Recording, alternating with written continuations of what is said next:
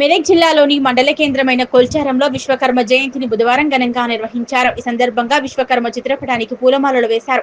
అనంతరం మండల అధ్యక్షులు వడ్ల ప్రభాకర్ చారి, గ్రామ అధ్యక్షులు కమ్మరి దుర్గపతి చారి మాట్లాడుతూ, మనమందరం శ్రమను గౌరవిస్తూ, పనిని పూజలాగా భావిస్తూ, నైపుణ్యాన్ని పెంపొందించుకుంటూ ముందుకు సాగాలని సంకల్పం చేసుకుందామన్నారు. విశ్వకర్మ ఆశీస్సులతో ప్రతి ఒక్కరి జీవితంలో శ్రేయస్సు, సృజనాత్మకత, సమృద్ధి నిండాలని కోరుకుంటున్నానన్నారు. అలాగే విశ్వకర్మ విగ్రహాన్ని భాగ్యనగర ట్యాంక్ బండ్ పై నెలకొల్పాలన్నారు.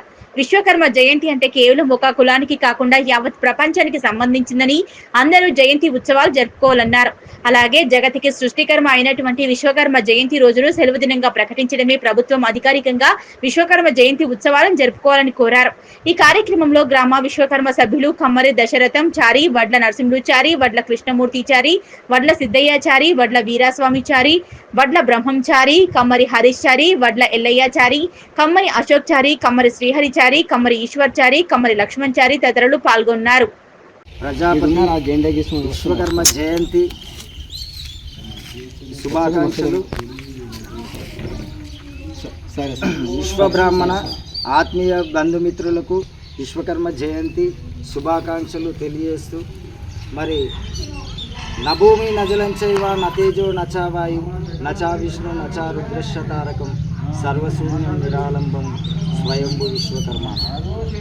అంటే మొట్టమొదటి నాడు ఈ భూమి ఆకాశము ఏమీ వేలలేనందు విరాట్ విశ్వకర్మ భగవానుడు ఉద్భవించి మరి ఈ యొక్క సృష్టి నిర్మాణం చేసిండు.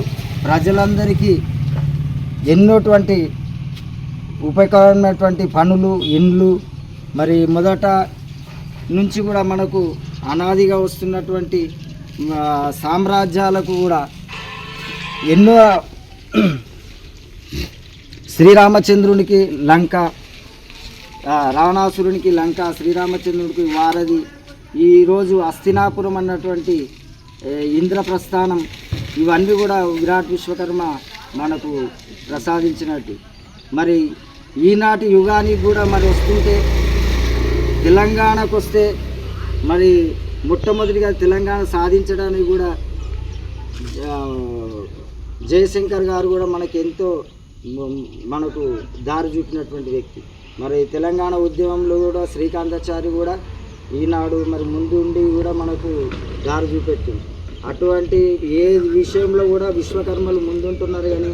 కానీ ప్రభుత్వ పరంగా కానీ ఇంకే విధంగా కానీ ఆర్థికంగా కానీ ముందుకు లేకపోతున్నాం. రాజకీయంగా కానీ ఉద్యోగ పరంగా కానీ సామాజికంగా అన్ని విధాలు మనం వెనుకబడి ఉన్నాం. మరి ప్రభుత్వం మనల్ని ఓటు పరంగానే చూస్తుంది కానీ వేరే పరంగా చూస్తలేదు.